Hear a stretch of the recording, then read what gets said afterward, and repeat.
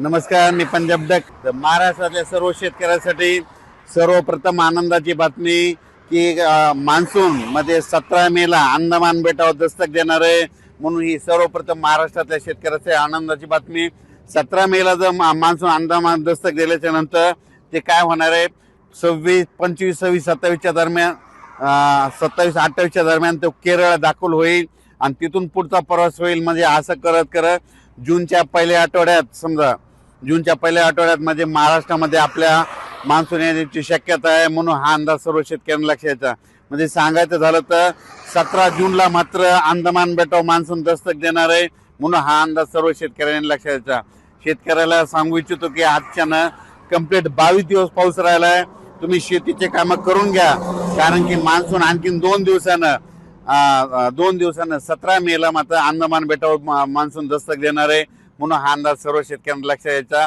आजच्यानं complete 22 दिवस पावसाला शिल्लक राहिलेले, म्हणजे पाऊस 22 दिवस आलेला आहे. म्हणून शेतीचे कामे करून घ्या, म्हणून हे देखील सर्व शेतकऱ्यांना लक्षात यायचं. तरी पण तुम्हाला सांगतो, ह्या मे मध्ये जवळपास आज आहे 15 मे त्या 30 मेच्या दरम्यान काय होणार आहे, दररोज राज्याच्या काय होणार आहे, विविध भागामध्ये म्हणजे सगळ्यात जास्त पश्चिम महाराष्ट्राकडे मान्सून पूर्व अवकाळी पावसाचं हे सावट चालू राहणार आहे. म्हणून हा अंदाज सर्व शेतकऱ्यांनी लक्षात घ्यायचा.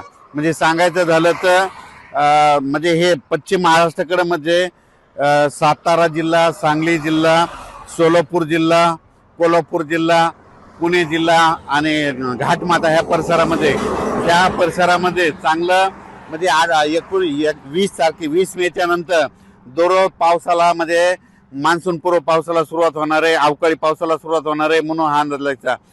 हा पाऊस राज्यभर सगळीकडे पडणार नाही, मात्र पश्चिम महाराष्ट्राकडे मध्ये काही जिल्ह्यामध्ये जरा जास्त पडणार आहे. म्हणून हा अंदाज लक्षात. संपूर्ण महाराष्ट्रात मात्र ही अवकाळी सध्या नसणार आहे.